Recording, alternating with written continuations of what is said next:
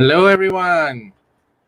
Good evening, and welcome to another episode of the Leaders Dojo. And thank you for being here with me. I can already see some of you are online. Hi, Liana. Hi, Minkit, my old buddy from school. Uh, Liana, Michelle, Matthew. Hi. Thank you for being here, and thank you for joining us and for your support. And today I'm going to have a very special show because together with me today is a very good friend of mine from, oh gosh, I can't even remember whether it's over 30 years or 40 years. Maybe maybe you can remind me later. I've got another buddy of mine here. This is definitely from over 30 years ago, Minkit, who's with me.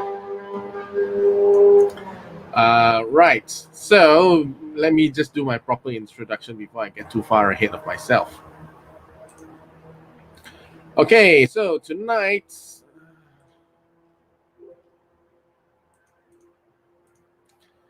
let me introduce myself. If some of you don't know me yet, my name is Chee-Seng. I'm a writer and I'm content trainer and a thought leadership coach. I've been a writer for almost 25 years, and in the past 1 year or so, I'm slowly moving towards training and coaching, which is something that I've actually been passionate about for a number of years, and I think, I just felt that it's time to move into this phase of my life. Okay, and that's why earlier this year I joined the Communication Leadership Academy with 3 other people as my partners, Cafe, Andy, and Shenfeng. So we all bring our unique strengths into the company. Andy is a very experienced strategic communications person. Cafe is a very experienced coach and trainer, and Shenfeng is very experienced in the digital marketing side. So I'm experienced in the writing and strategy side as well.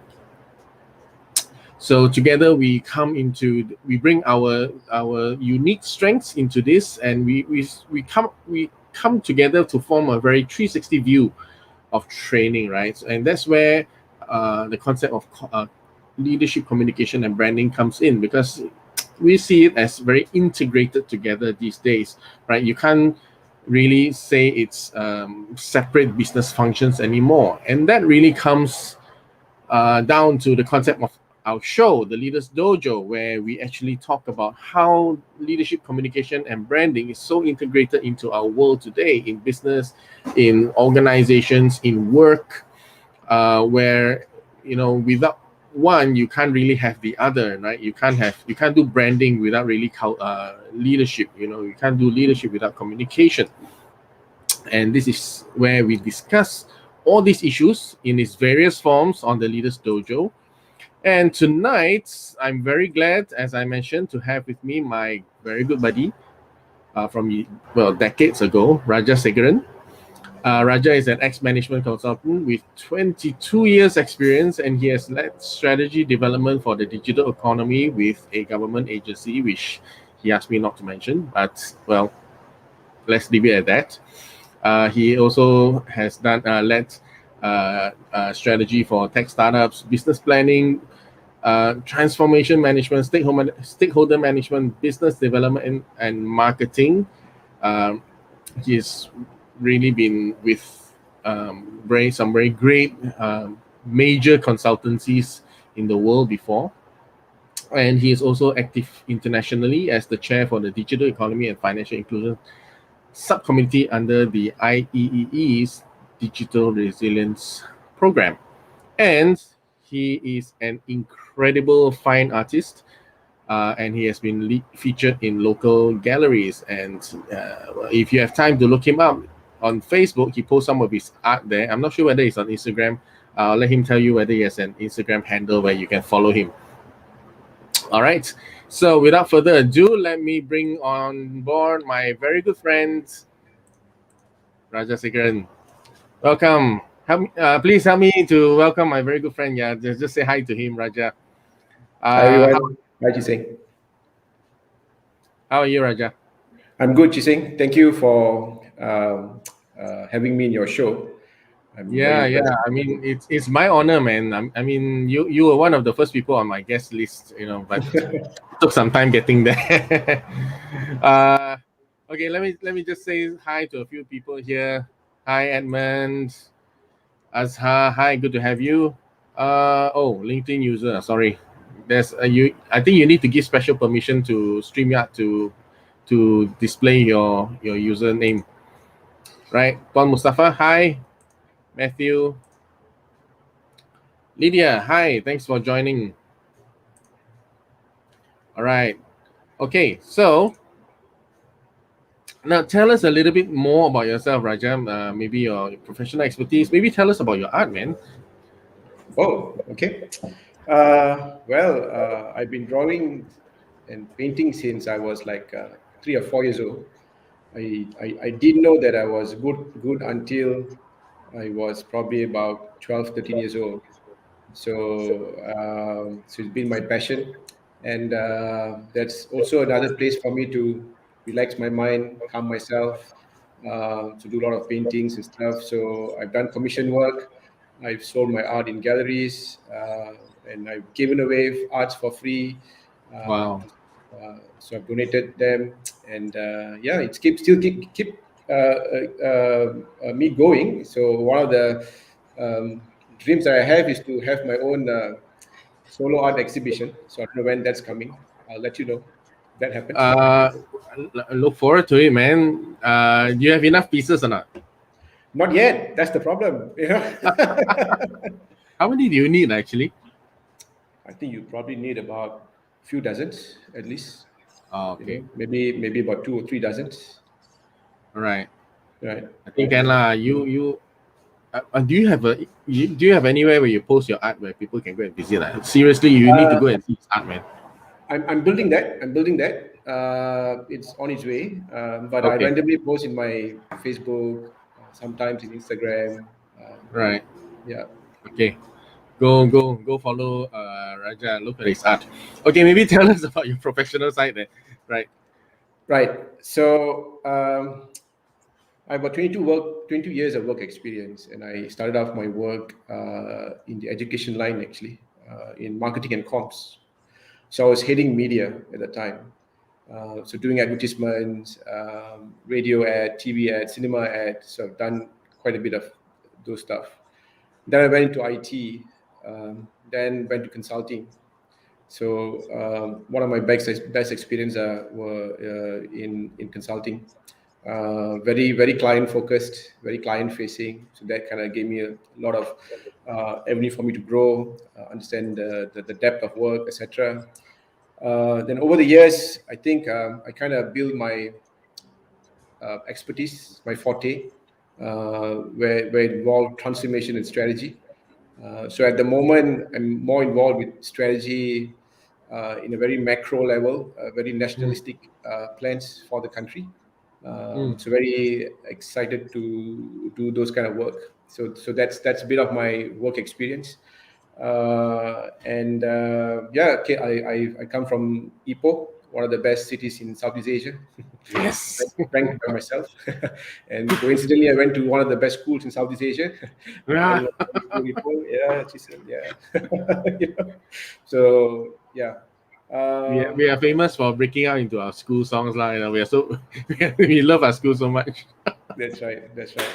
Yeah. So I think the work experience has given me a lot of wisdom over the Mm. years. Yeah.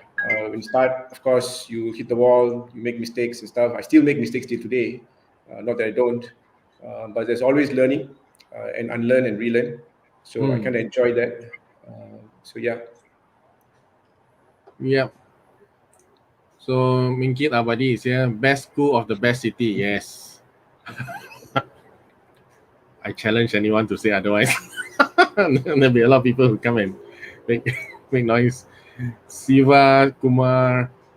Is this our Siva Kumar from Ipoh? No, he's No, not. right? I no. That's yeah. No. No, okay. All right. Okay. So let's dive into the questions. All right. So the title that we have tonight is Inspiring and Coaching, right? Leadership skills for the new for a changing world. So why is inspiring and coaching important skills in leading a team today? Why would you say so? Well, to start with, maybe we should explore a bit about the people that we are leading, right? So I think we need to acknowledge that everybody is a person, and they have relationships, like their parent, their sibling, their aunts and uncles. So because of that perspective, you kind of appreciate that everyone has a dream. Hmm. Everybody has a goal to achieve. So you can only get the best out of people once they feel that they are inspired or they are coached, or there must be some form of linkages to a purpose, right? Hmm. So the role of the leader is to bring out this purpose in front of them, so that they can relate this purpose too, you see. So it's like building a vision. Okay, this is the job, this is what we want to do the next 2 or 3 years, this is what we want to build. So if there's a shared vision, and that the team is also bought into this idea, I think there's a lot of meaningful work that you can do. So there's a sense of purpose and belonging as well. So especially during this time, Hmm. how volatile the entire world is, right? And more so now we're working virtually, right? So how do you impress this element of building that purpose, building the vision? So Hmm. it is it challenging? Is it different from how we've been working all this while? Hmm. If you ask me, not so lah. I don't think so. It makes a big difference. I have a team member today, in my workplace. Uh, Honestly, I've not met the person at all, Hmm. because was just hired during this period. During the pandemic, yeah. Yeah, yeah. So I'm sure a lot of people, I think, those who are online today would also agree with me. They're also going through the same phase, right? But then again, how do you keep that motivation and energy level high, right? So by you being clear, and you being confident, I think you kind of bring that energy together with the people that you're working with. They need to feel the energy that you have, right? If you're just Hmm. monotonous, no energy, being a boss, all the time, there's a big difference between a leader and a boss. Just bossing people around, etc. It depends, right? Yeah. I wouldn't say that's wrong entirely, but I don't think so. That kind of fit to a lot of people's expectation of a leader to Yeah. to the extent I would imagine. That brings me up another question in my mind, because I mean, you and I, we are from the generation X, where we are used to the boss top down style of leadership. Like that was a very traditional style, right? So, and I think very much so, that was a culture when we first came out to work, lah, right? Now you're in a position where you are actually designing strategies and directions at a very macro level. How would you say, what kind of transformation needs to happen at SME level, for example? Because my concern is SMEs, right? Because SMEs are usually family run or individual founded, and a lot of it is very top down management and leadership style. Yeah. So yeah, I think that's a very good question, lah. So how would SME play a role in building their business in current times, with leadership that they are so accustomed to, like a top down Hmm. approach. I think even the SMEs are changing. They are also reshaping, especially in current times. Hmm. Digital has become a mainstream um, conversation today. If you're not on digital platform or in any form of digital, it's going to be very hard for you to sell a service or a product today, right? Hmm. So the gone are the old days of telling people you do this and it will work, right? Hmm. So mom and pop shops now having difficulty, right? So they are relying on the younger children today their children or maybe their relatives to come in and help them to build that business that they have, right? And we are seeing that more and more happening. So I think even the older generation is shifting already. They have to shift to survive, right? They have learned the lessons today. So even if we don't have this, let me rephrase this. Even if we move away from this pandemic when things get better, I don't think so. They'll go back to the norm of how they were before, like 2 or 3 years ago, because they're so accustomed to the new way of doing things, right? Right. So the top-down approach may not work so well today and the next few years. They will learn that, and it's a mix of both top-down and bottom-up approach where there's a middle ground where both parties. Um, but again, if the SMEs are tech savvy, then it's easier to navigate, lah, you know. But yeah, I think a lot of leadership philosophies are also changing at the same time with all these big shifts, you know. So it's very interesting era, especially if you are in the research or writing work like you are doing. So how do you actually articulate these changes that's happening today, lah, you know? Yeah. So Yeah. yeah, yeah. So Yeah. we won't see SMEs without digital presence in the next, I think, 5 years. Maybe there'll be a smaller percentage.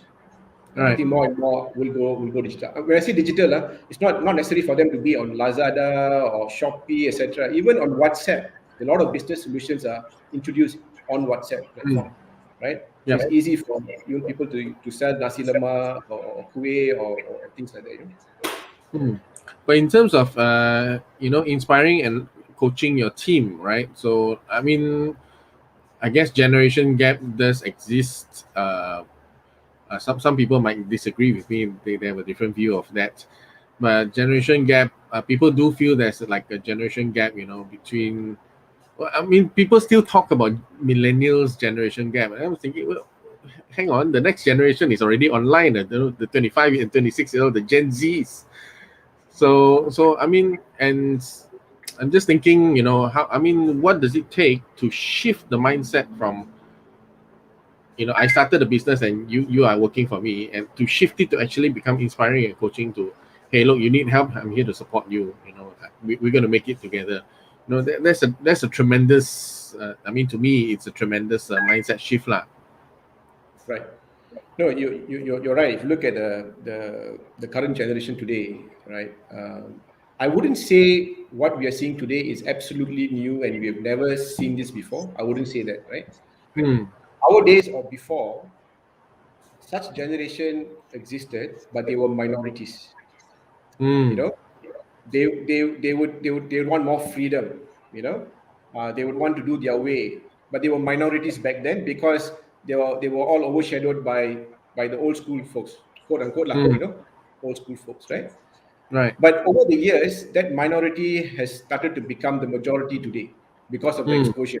You know, so when our generation of folks become more educated, we started to give more freedom to the newer generation. So they are now the larger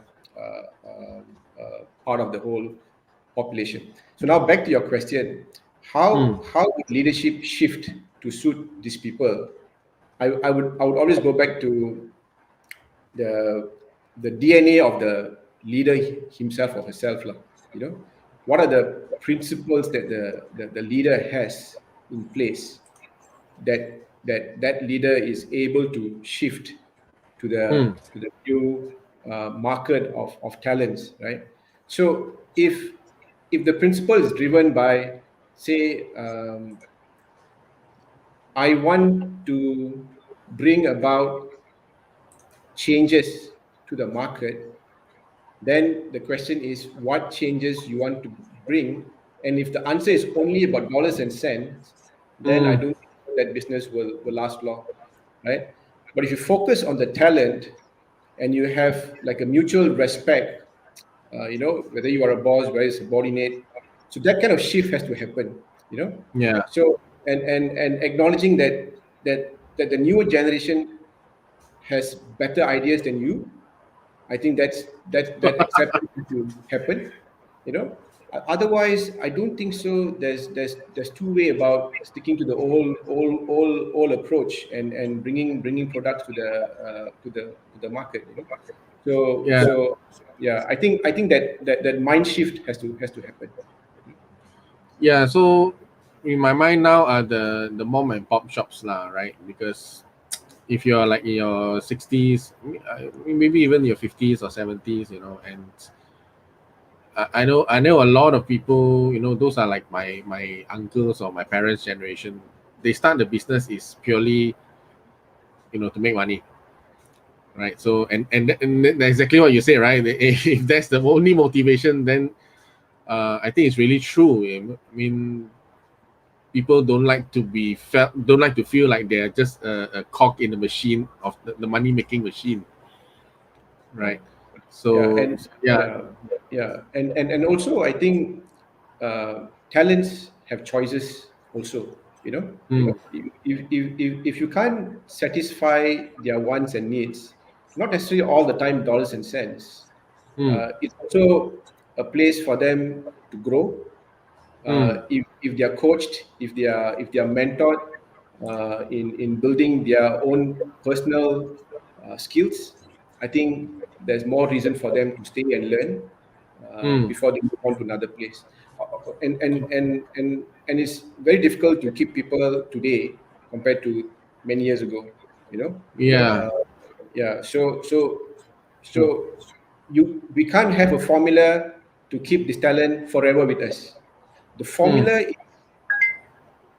understanding that people will move, but what do we do with it to reduce that? Or when people move, how do we actually fill the gap quickly and go on with the business that we have with us?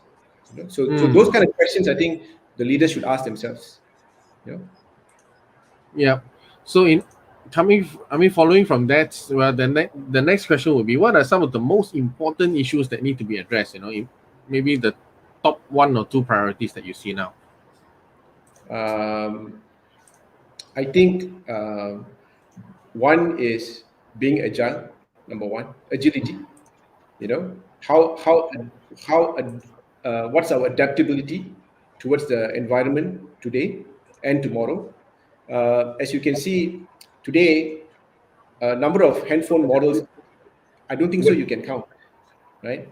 Mm, 15 years ago, Samsung would probably have two models or three models in a year, right? mm, Today, dozens, right? So mm, many, right?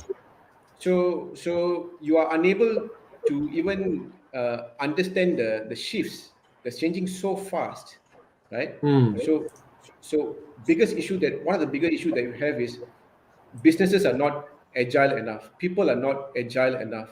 So when I mean agile enough, we need to internalize this word agile, not a very academic manner. You go agile, you Google, you find a way. Oh, agile means we need to be, shifting here and there. But no, it has to be internalized. You got to look into the organization that you are leading. So it's mm, people, process, technology, and your and your strategy. How agile all these things need to be in place. If you're a mm, SME, then you got to scale down and see what are you selling. Is this what the customers want? You know, and what's my delivery channel? Can I use the same delivery channel, or do I need to shift? So how mm. agile we are. So this But this agility. how would you develop agility? Like from let's say somebody realized that a company realized that they've been too traditional. They need to become more agile now. So how would you go about to make that happen? I think we are kind of lucky in a way compared to many years ago without the internet and with the internet. There's a lot of information available out there, not just to understand what agility is, but where do we get this assistance, right? Mm, So depending on the size of the companies, if you have a budget, of course they will get a consultant to come in and give them a 3-day talk, what agility is, how do we change, then do another 3 months kind of consulting work, do a roadmap towards aligning to the changes that you have and how your business should grow. But if you look at small and medium enterprise companies, how can they be agile, right? So there are a lot of places today given by agencies in the government sector, and also some private companies that have webinars and seminars around digital marketing. Some courses are even given for free, right? There's online courses given for free, and things like that. I think we the person needs to be sensitive enough to what's available out there and seek help. That's number one step. Seek Mm, help. So even if you have a million things on the web, and if it's not marketed well, the population not going to know what the million things are mm, out there, right? I think right, number one step is to seek help, right? So right. I think that that's one way to achieve. Okay. So I've got a couple of questions here. Private message to me. Right. So that's sort of an indication of the kind of culture in the company. I will not mention the name of the person, but here we go. Okay, so if a subordinate or staff, you know, needs to correct their boss, how what would your advice be? Right, because if you're talking about inspiring and coaching, it has to be a relationship, right? I mean, it can't just be a top down relationship, boss and subordinate relationship. There has to be some kind of at least some level of equality in communication, right? Yeah. I think some of us or most of us would have gone through this kind of situations in our life, like, at least once. So Mm, I think depending on the type of boss that you have, right? Some boss are very approachable, some are not, right? But either way, I think it boils down to two things. Number one, timing. mm, Number two is approach. How do you say? What do you say? So timing is number one. You don't go and tell something not so good to your boss when he's not in a good mood. You mm, know, you must be also be sensitive enough to look around and sense that, hey, is this the right time? You call the secretary and say, hey, how's the weather today? That's what we do, right? In organization, right? So when I say, oh no, it's rainy today, all right, don't go in today, kind of stuff, right? So you always check that, right? So, but I think that kind of conversation must take place, mm, especially some organization. I think there's a culture built within. There's 360 feedback, reviews, etc. They are more open to have that kind of conversation, but some are not. When there's not, then I think the approach makes a big difference. How do you mm, actually is up? Is it over lunch? Is it a very casual mm, setting? Or is it a very formal setting? right. Sometimes casual setting is better. Go out lunch and say, da da da da da, and then you slowly break and say, it all goes back to communication. End of the day, right? Yeah. Yeah. More people skill rather than just company process. Company process is Yeah. there to give feedback, step one, step two, step three. But if we are naive, we go follow the steps without knowing the weather, then it may not work. So I think, Yeah. yeah. So yeah, that's my view, lah. End of the day, bosses are also human lah. We also got Correct. feelings. Not bosses. I mean, employees are not robots. Neither are bosses lah. We just keep that in mind. Okay, I've got another question. I'm gonna put it up here. How can leaders learn to build a resilient mind and listen to contradicting thoughts and avoid attracting yes men? Wow, this is a great question, man. Wow, there are many things in one question. Okay Yeah. lah, part by part lah. Okay, how can Uh, leaders learn to build a resilient mind and listen to contradicting thoughts to avoid attracting yes men? Well, um, my experience lah, right? In this is, if you have too many yes men around, I think end of the day the leader is going to lose out. Because the leader will be clouded by not so true pictures of what's happening in reality. So there's a mm, lot of yes men who want to just say yes because that's what I like to hear, for example, right, as a leader, right? So I think to have a balanced view from everybody, having like let's say every morning stand-up sessions for 10 minutes, departmental level, for example, right? So everybody is given 5-10 minutes to say their views about certain things.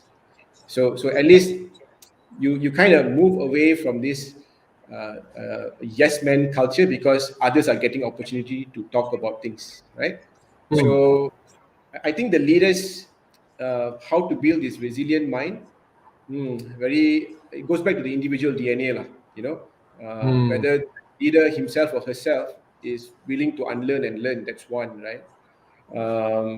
But I think feedback session to the leader is important. If you keep quiet, if you tell the leader may not know, right?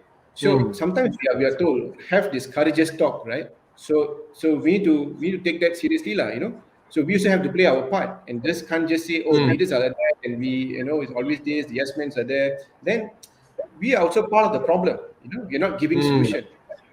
So we as a subordinate, I mean, to me, before we be a good leader, one of my principles is we need to be a good follower. You know what I mean?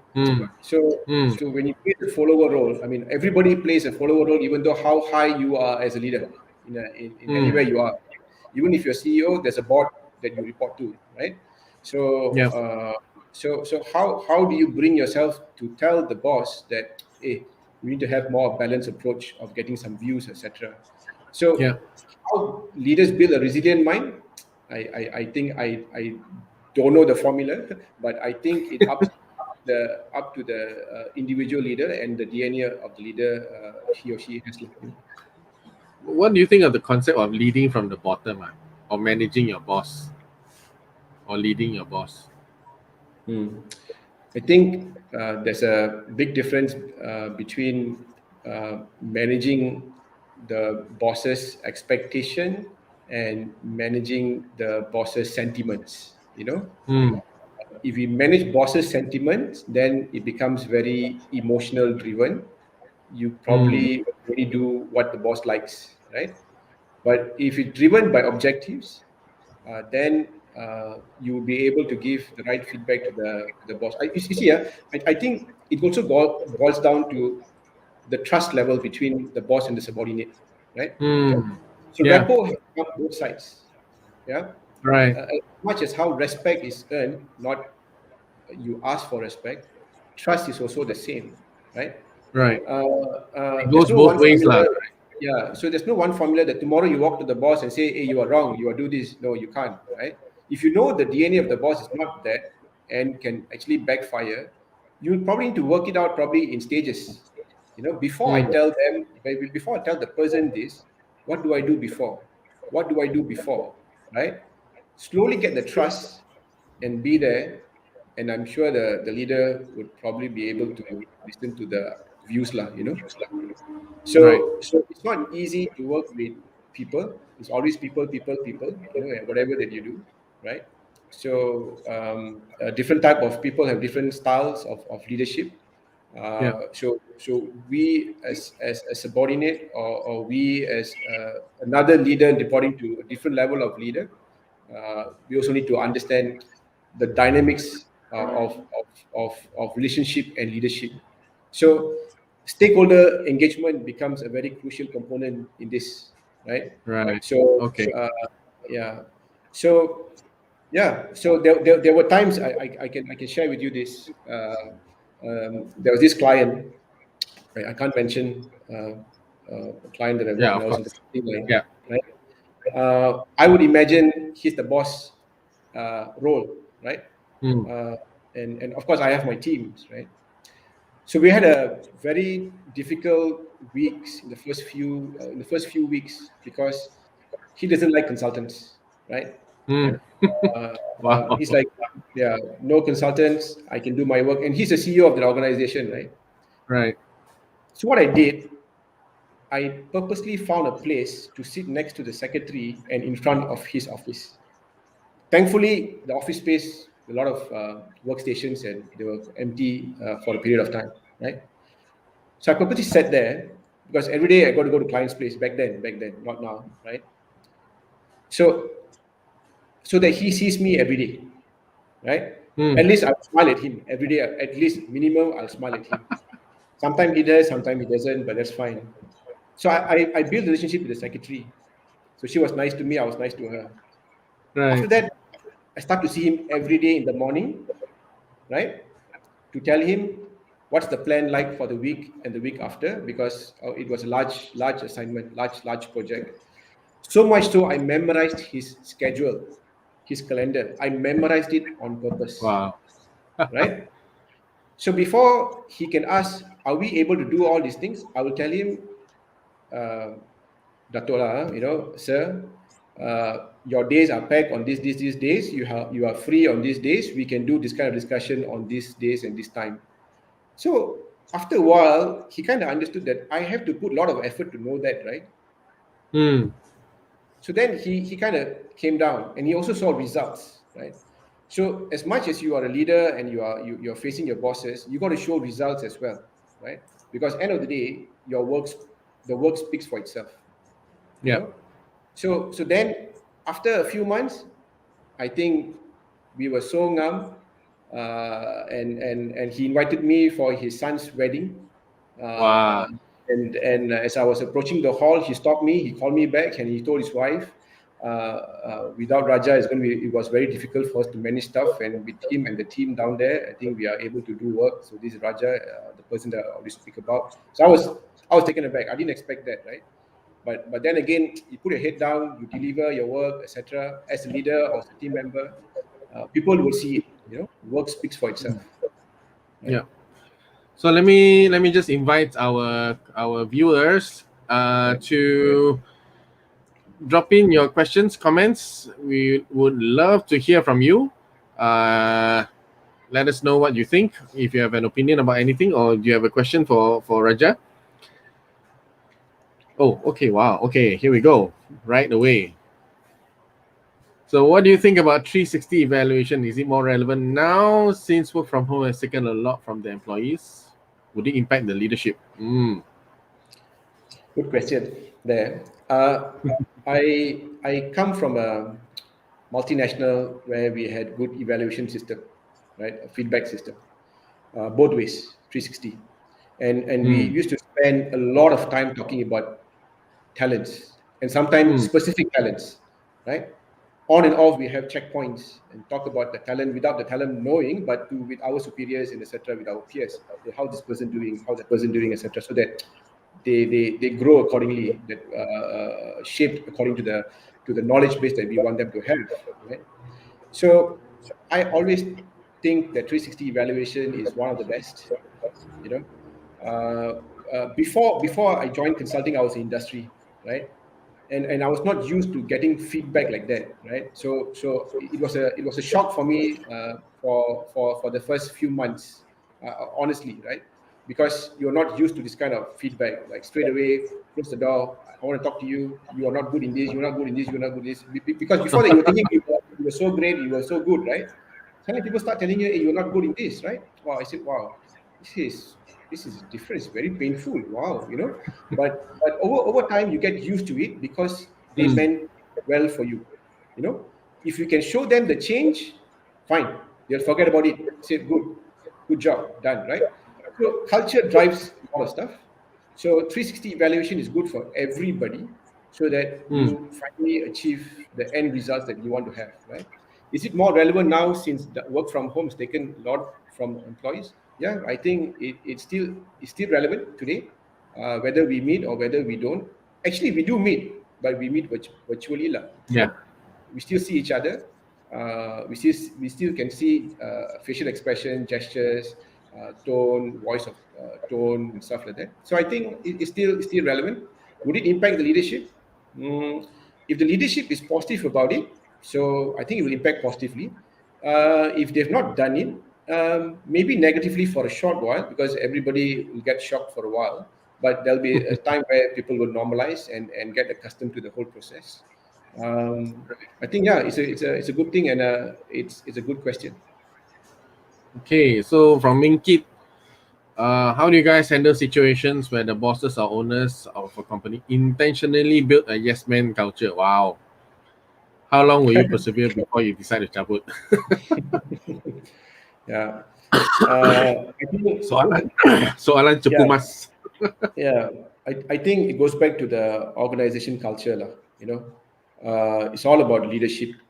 It's top down, right?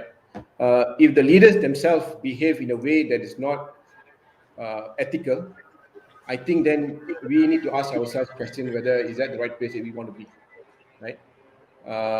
Whether ethical or whether appropriately, etc. Right? So we got to ask ourselves: is it the right place that I want to grow, right?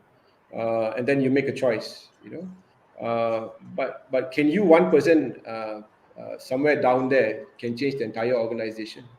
Uh, Chances are slim, but you can always try, right? When it's intentionally built a yes man diffusing culture, I think you should stay away. My take is that we all have only X number of years to work, right? We don't have forever, right? So make the best out of our working life and make choices lah. Yeah. So we also now have a question, private message. Some of the brightest and talented employees want to be used as tools. They're good at executing work, but not at other soft skills, managing the boss, etc. How best could leaders shape them to make them more well-rounded? And I think this really comes back to our theme, right? And how do you inspire and coach That's right. people That's right. who have a very very narrow skill set, right? How do Right. you get them to be more well-rounded, right? Right. I think largely a lot of us we are accustomed to planning, KPI setting, midterm review, and year-end review.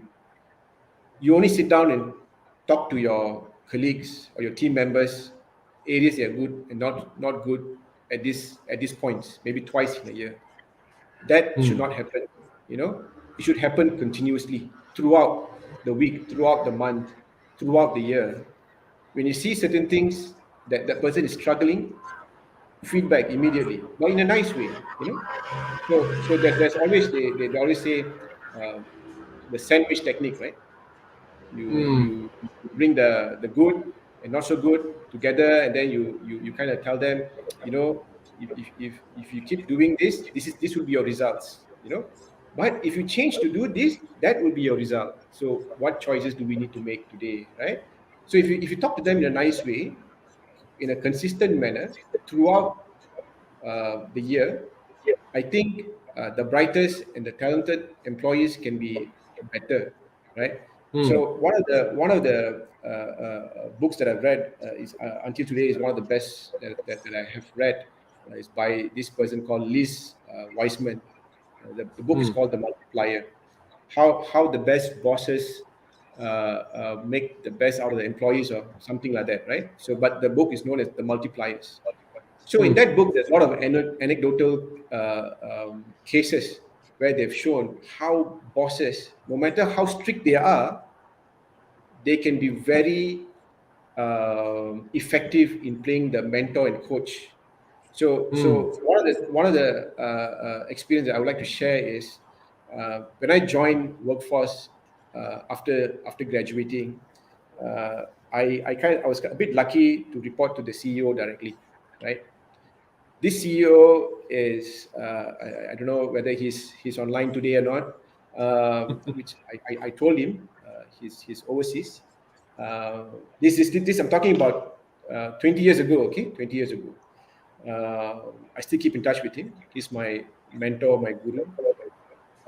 Working with him, I can tell you, is is super tough, right? Super tough. He'll be very hard on you, but you'll be on your toes every day. When he calls you, you better tell the numbers that you have had today. This program, how many students, that program, how many students. Everything has to be on your fingertips. Anytime he'll call you, come and see me up, fourth floor today. Go up, I see him. So what's the number today? If I go, that's it. So, but to me, back then, every day was MBA in motion. I learned a Hmm. lot from him. You know, he's so disciplined. His table is always clean. He files while speaking to me. So I pick up all these things and I said, "Wow, this is something that I need to have, right?"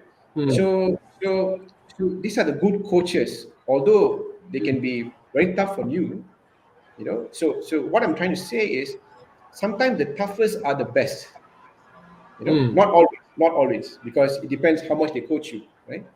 Yeah. So I had the privilege of working under his leadership for a few years. So that kind of shaped me who I am today to a large extent. And I think Uh, I think I think it's important where the leaders come from as well. right, Uh, right, because if they're hard on you because they are bad tempered, right. well, So, I so mean I that's tough lah. yeah. So I can share one example, right? One example, right? Mm.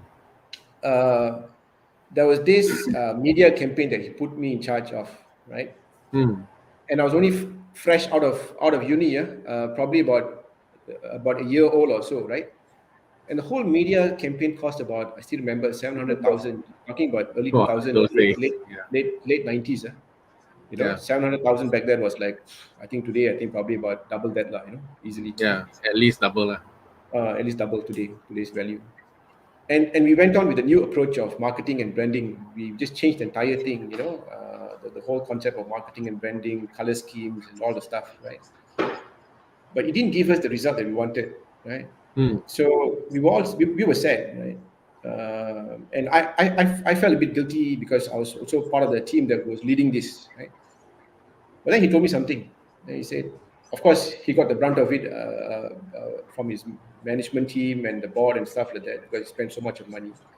But Mm. I was the person who was in charge of that. He said, "That's okay, Raja. We learned our lesson. The lesson cost us 700,000, not 2 million. So it's okay." Wow, to me that was like, wow, you know. So you learn this kind of principles, right? So you allow your team Yeah. members to make mistakes. So because you learn from your leader, so you also allow your team members to mistake, and you don't jump on them quickly, and you don't hurt them quickly. So you kind of say, okay, so let's see how we maneuver from this. So yeah, Yeah. yeah, So I mean even in my own experience, right? Because in my other career track as a teacher, some of my students they come and visit me, and I'm wondering why are they visiting me? After they've left the program, why are they visiting me? Because I remember yelling at this guy, really yelling at him. I remember I was very hard on this fellow. And but they come back and they I feel that they see me in a different way after they have left. Uh, because I think in the end of the day, they probably look back and saw that I had their best intentions, right? I was hard on them because I wanted them to not only to perform, but more importantly, I wanted them to develop and understand that you need to have a certain mindset and attitude towards doing your work, right? And if you're going too far away to the other side, I need to really take the energy to pull you back. Uh, right, uh, so I mean, if you're already running along that side, I'm saying, hey, come back. That's not going to work. Get the hell back on this side, right? That's the kind of energy you need to right, bring out. yeah, So I think where we come from, that's really important. Um, and people need to understand lah. I guess it can't be hard all the time. Like your boss, right? He actually took the time to be at the right time to go easy on you lah, instead of right, you right, know and whatever he and got and from the also top just dump it on you. yeah, and also the question here in front of us, if it's okay if I can attempt this also, how best could leaders shape them to make them more well-rounded, right?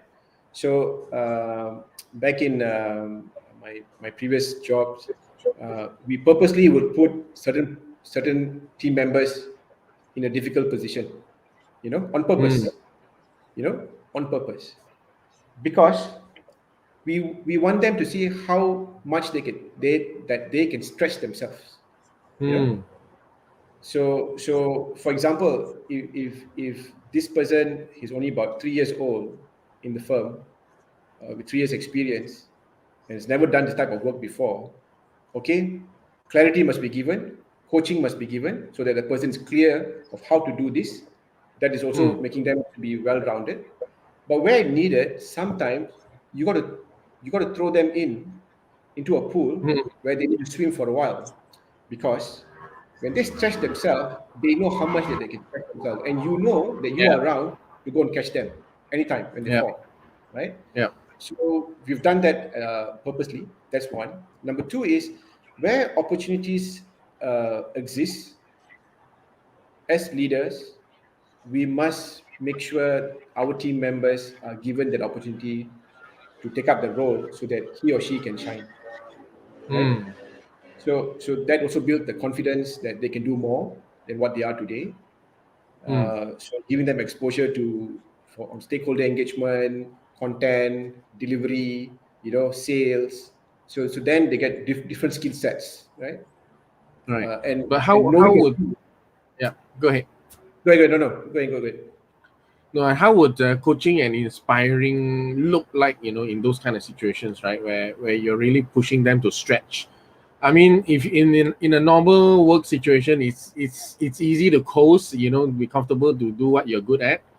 But when it's Yeah, stretch time, people get frustrated, people get annoyed, people get tired, demotivated. How would coaching and inspiring look like in yeah. those situations?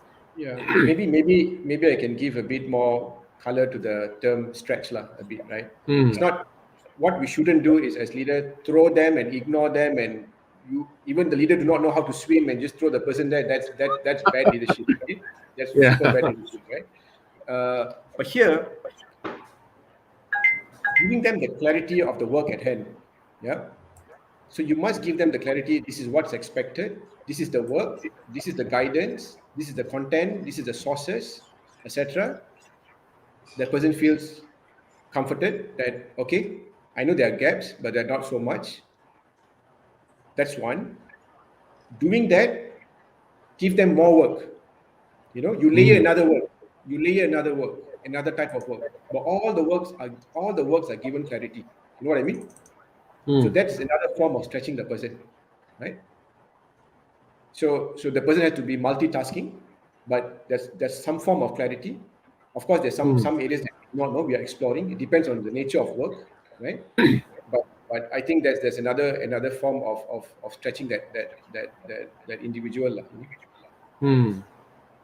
Okay. But Let's yeah. look at Siva Kumar's question. Is empowering subordinates sliding in recent years? What do you think? Hmm.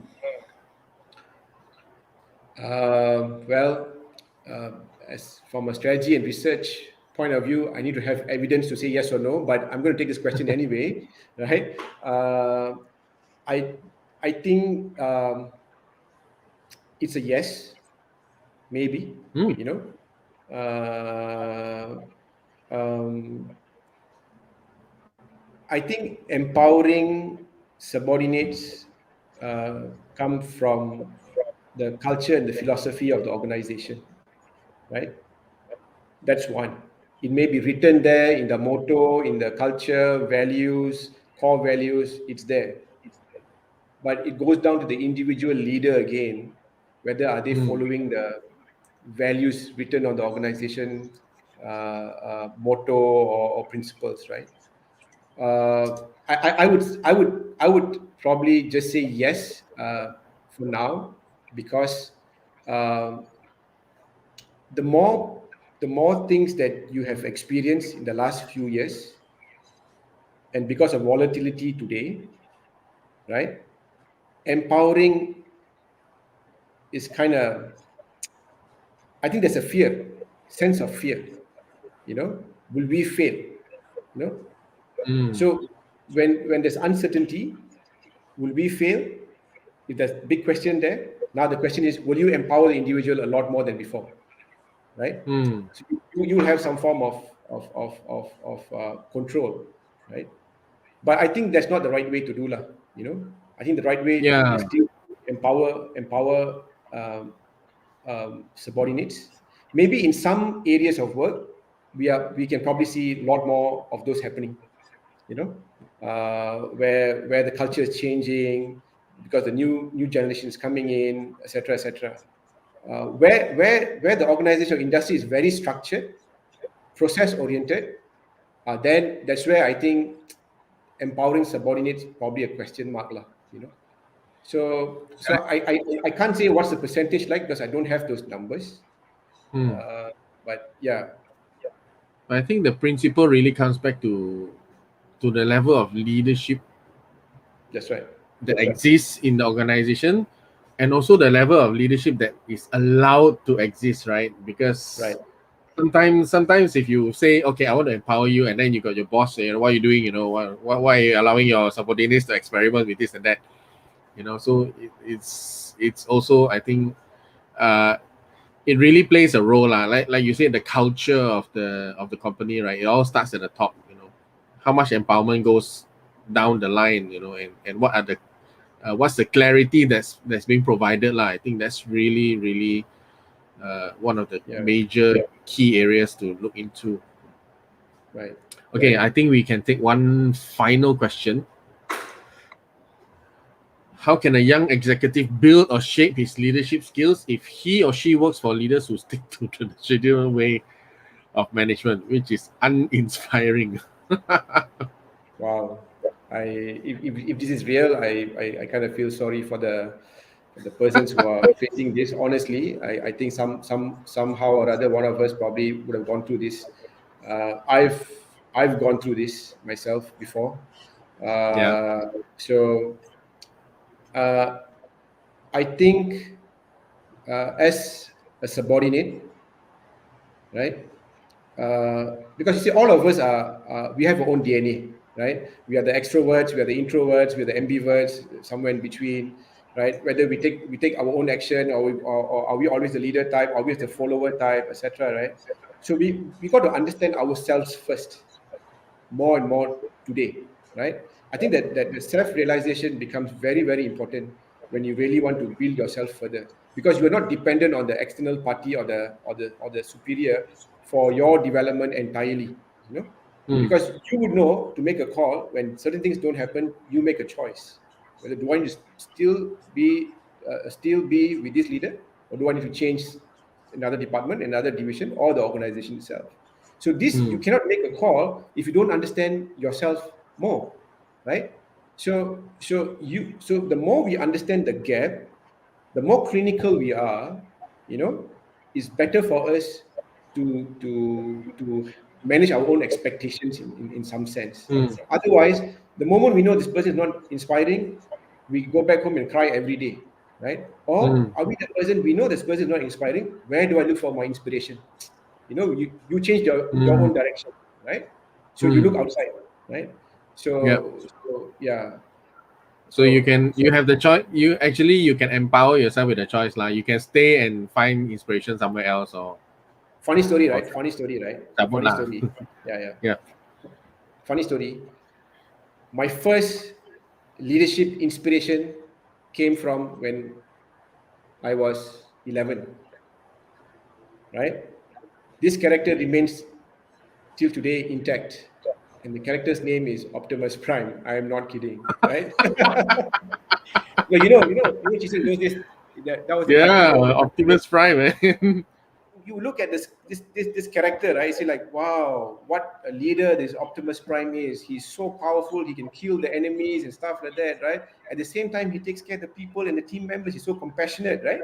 So you got to find your own icons outside so that you are inspired, especially if you're Mm, a young executive. So if it's lack of better word, very toxic, I would think I would move away.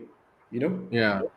you Hey, know. what you say really resonates like Optimus Prime, because I remember when I first started my job, the environment of the place was so toxic. I was actually fired on the first day. I was so stupid, and I called my boss, my direct report, and asked what happened. And he took me back, and I went back. Actually, I was fired for I politicked out loud on the first day anyway. So, um, that was my first entry into advertising, and yeah, like you said, wasn't Optimus Prime. It was David Ogilvy, one of the advertising legends. So I bought his book, and that became my sifu, lah. Right? At my workplace was survival. How do I not get killed today politically? But when home, I will read his book, and be like, yeah, this is who I want to be, man. This is what I want to be. Yeah, so I think that's Right, really important. right, right, Okay, I right, think right. very quickly, let's tackle last minute question before we end the show. As we learn to be inspiring coach or leader, how to coach our subordinates or team members in a sympathetic or empathetic way. Is that a good approach in coaching? Absolutely, absolutely. In my previous work, leaders, we are sent for coaching workshops. You know, Hmm. over 3 days or over 4 days. So we learn the art of coaching, right? And then we have role plays, right? So the lot of avenues where we need to approach it in a very sympathetic, empathetic way. Because at the end of the Hmm. day, they are also like us. We don't know what kind of problems they face at home, right? Hmm. What kind of shortcomings they have at home, right? We just assume everybody's like us. A lot of people may walk miles before they can even hop on a bus to get to office, Hmm. right? So we Hmm. assume that everybody drives, but that's not the case, right?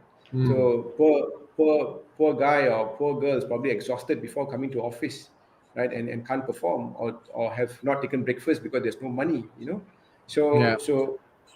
but they're not bad people, they all Hmm. have good intentions, right? But they need the Right. spark, you know so who will give the spark? The leaders should give the spark. So how do you give the Hmm. spark? You must have good conversation with those people, right? Very heart to heart. You have to be genuine. So that's the key word, lah. Hmm. Whatever that you do, even coaching, you have to be genuine, because people can see through you. If you really Hmm. mean it, they will take it seriously, and they will have the utmost respect for you, and they will follow what you have given them, right?